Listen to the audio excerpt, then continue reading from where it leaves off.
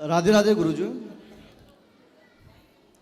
ठीक है गुरुजी मेरा एक प्रश्न है जी। मेरा नाम नीलेश कुमार सिंह है और मैं भारतीय रेल पश्चिम रेलवे में हाँ ट्रेन परीक्षक के पद पे कार्यरत हूँ। ठीक है। गुरुजी मेरा प्रश्न इसलिए है कि अगर जो सरकारी नौकरी लग जाती है तो घर वालों की तरफ से एक जो डिमांड होता है दहेज का, हाँ ये कहाँ तक सही है? तो आपको दहेज लेना है कि नहीं? नहीं लेना नहीं है, इसके वजह से ना मेरी लाइफ एकदम बिगड़ चुकी है। क्यों? क्योंकि घर वालों ने ऐसी हमारी लाइफ में ऐसी प्रॉब्लम क्रिएट की है। क्यों? क्या प्रॉब्लम है बता। घर वाले का कहना है कि दहेज लेके ही शादी करनी है। अच्छा कितना मांग रहे हैं? मांगा तो कुछ नहीं है सर, सामने से ही ऐसा आता है कि 15 लाख 20 लाख 22 लाख, यहाँ तक के उस समय मेरी सैलरी सिर्फ 40 से 45 हज़ार ही थी, लेकिन दहेज की डिमांड इतने लंबे लंबे होते थे। तो उस समय आपके माता पिता दहेज चाहते हैं? पिताजी तो नहीं है, मेरे मामा ने मेरी बचपन से परवरिश की है और मेरी मम्मी मामा के साथ में ही रहती थी। और जब ये मेरी नौकरी लगी तो मेरी सिर्फ एक दिन की ही खुशी रही नौकरी लगने की। उसके बाद से तो मेरी लाइफ एकदम बिगड़ चुकी थी, क्योंकि हरदम प्रॉब्लम क्रिएट इसलिए हुआ कि इस लड़की का रिश्ता आ रहा है, इस लड़की का रिश्ता आ रहा है। और मेरा कहना एक था कि दहेज लेके शादी नहीं करनी है, क्योंकि मेरी मम्मी विडो हैं, मतलब विधवा हैं। हाँ क्योंकि बाद में ऐसा होता है ना सर महाराज की जो लड़की दहेज लेके आती है वो घर में सुख शांति तो बिल्कुल गड़बड़ा देती है। मैं इस बहुत लोगों को देखा है और मेरे साथ में काम करने वाले काफ़ी लोग हैं सही है। जिनके साथ में हरदम आए दिन ये होता है कि उनका तलाक है, ये है, डिवोर्स है, कोर्ट में जाना है। इस सब चीज़ से मैं बहुत दूर रहना चाहता था, लेकिन फिर भी गुरुजी मेरे साथ में ऐसा हुआ कि मेरे घर वाले, मतलब मेरी मम्मी को तो मैंने 2021 में आपके पास लाया भी था, लेकिन उस समय एक्चुअली मेरा बेड लक बोलो कि उस समय भी आप उस कथे में ये बोल रहे थे बच्चों को अपने माता पिता के अनुसार ही काम करना चाहिए। तो इस कारण से मेरी हिम्मत नहीं होगी। अगर मैं बोला कि मेरी मम्मी एक धमकी देती है हमें कि अगर तुम अपनी मर्जी से शादी करोगे तो मैं तुम्हें छोड़ दूंगी और मैं महाराज जी के पास जाऊंगी, उनके पास काफ़ी माताएं हैं तो मेरा भी। आपकी माँ आई हैं? नहीं मम्मी नहीं आई, मेरी वाइफ आई है जिससे शादी मैंने अपनी मर्जी से की है। और कोर्ट मैरिज सर मुझे करना पड़ा, मजबूरन थी, क्योंकि मेरे घर में आए दिन झगड़े इसलिए होते थे कि मुझे दहेज लेना है और शादी करना है। तो फिर आपने दहेज नहीं लिया? नहीं, मैंने कोर्ट से शादी की और लड़की को डायरेक्ट फिर अपने पास लाया। और अभी तो मेरी मम्मी से सब कुछ सही है, सब कुछ ओके हो गया है, लेकिन आज भी मेरे रिश्तेदार और मेरे मामा, खास करके मेरे मामा और मेरे चाचा चाची लोग आए दिन अभी भी मम्मी को भड़काते रहते हैं, तो कभी कभी भड़क जाती हैं। आपकी माँ को कहना मेरी ये वीडियो अपनी माँ को सुनवाना कि देखो कितना अच्छा बेटा है ये। आज के समाज में सच बताएं बच्चे दहेज नहीं चाहते। जो बच्चों के माँ बाप हैं वो अभी उस मानसिकता से बाहर नहीं आए। अरे हम में काबिलियत होगी तो हम अपनी पत्नी बच्चों को कमा के खिलाएंगे, हम लड़की के पिता से क्यों दहेज लें? वो अपनी श्रद्धा से जो देना चाहे वो दे दे, पर डिमांड क्यों करें?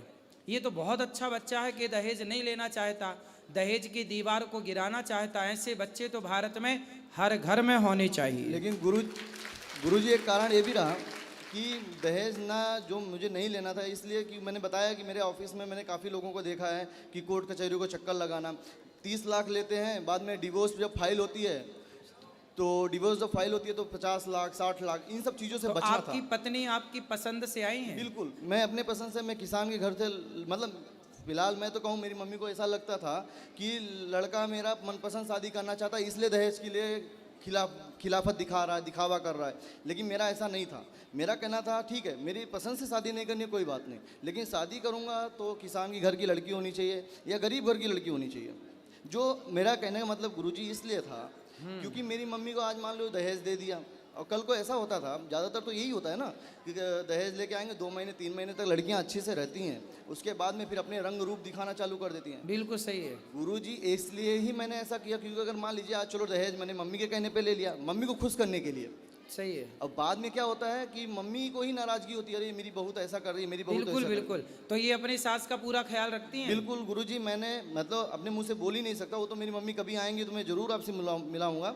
और फिर मैंने मम्मी को इस समय एक चीज़ और भी बोला था, शायद आज आपको बुरा भी लगे, मैंने बोला कि उस समय सर गुरुजी मैंने एक्चुअली ये कि मैं देखा भी नहीं था कि आप माताओं की इतनी अच्छी से सेवा करती हैं। अभी मैंने ऊपर गया, देखा वाकई में आप बहुत अच्छा काम कर रहे हैं और रियल है, जो भी है रियल है। तो उस समय मम्मी को ये बोलता था जो आप देख रही हो ना ऐसा होता नहीं है कहीं पे, तुमको जाना है बिल्कुल चले जाओ, लेकिन मेरी थोड़ी बदनामी होगी, लेकिन आप चले जाओ, बाद में आपको पता चल जाएगा कि बेटा बेटा होता है। फिर भी वो धमकी आज भी ऐसा है कि जैसे चाचा चाची हैं जो भड़काते हैं, तो मम्मी आज भी बोलती है मैं महाराज जी के पास जाऊंगी, तुम्हारी ज़रूरत ही नहीं, मैं तो पेड़ के नीचे रह के भी खा सकती हूँ।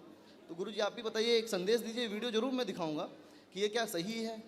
आपकी माँ आएंगी तो मैं माँ को समझाऊंगा कि ऐसा बेटा सबके घर में होना चाहिए।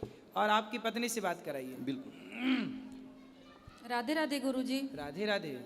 आप बड़े भाग्यशाली हैं कि आपको इस विचारधारा का पति प्राप्त हुआ है इस कलिकाल में, कि हाँ। जो दहेज के खिलाफ है और एक अच्छी पत्नी, सामान्य घर की, जो रंग रूप के पीछे ना भाग कर, शोहरत के पीछे, पैसे के पीछे ना भाग कर, और देखो वो आपके साथ है। तो आप इस परिवार का सदा ख्याल रखना। जी गुरुजी। ठीक है। इनकी माँ का, इनका एक अच्छा पति है, ये एक अच्छी सास हैं आपकी, वो जिनको आपको बेटी बनकर उन्हें माँ समझ करके सेवा करनी है। गुरुजी मैं कभी शिकायत का मौका नहीं दूंगी। ठीक है। और गुरुजी मेरे ही घर के बाजू में, मैं तो मुंबई में इस टाइम रहती हूँ, मेरे ही रूम के बाजू में एक लोग लड्डू गोपाल को लाए हैं, और दीपावली के दिन उनके लड्डू गोपाल जल गए, मतलब आधा शरीर उनका पूरा जल गया, उनका कपड़ा पूरा जल गया, बिस्तर जल गया, लेकिन उनका चारपाई नहीं जला। ऐसा क्यों हुआ गुरुजी? कोई बात नहीं, नहीं जला जो ठीक है। तो भगवान जी को जब दीपावली में दीपक जलाओ, कभी भी जलाओ, तो थोड़ा ध्यान से, सावधानी से, कि आग वाग ना लगे। और भगवान के मंदिर में विशेषतर लोग दीपक जला के रख देते हैं और कर देते हैं पंखा चालू। तो पंखा से क्या होता है कि कपड़ा उड़ के दीपक की तरफ चला जाता है, उस दीपक की ज्योति कपड़े में लगी, कपड़े से पूरा हो जाता है। लेकिन गुरुजी उन्होंने बताया कि मैं दिया बहुत दूर पे रखी थी, वो श्याम के पास दिया नहीं था, फिर भी वो जल गए, पता नहीं कैसे। ना ऐसा नहीं, ऐसा ही लोग कहते हैं। लोग कहाँ मानते हैं अपनी गलतियाँ। हाँ ये तो है। अपने से थोड़ी आग चली जाएगी, दीपक थोड़ी खिसक के चला जाएगा। नहीं नहीं। फिर इसलिए लोग ऐसी कहते हैं, लेकिन गलतियां कहीं ना कहीं होती ही हैं। चूक होगी तब ना हादसा होगा। इससे कोई दिक्कत तो नहीं है घर अब में? कोई दिक्कत नहीं है, लेकिन फिर भी सावधानी आगे के लिए रखें। खूब बढ़िया से पूजा करें, भगवान जी की सेवा ठीक है करें। गुरुजी। राधे राधे गुरुजी। राधे राधे गुरुजी। राधे राधे।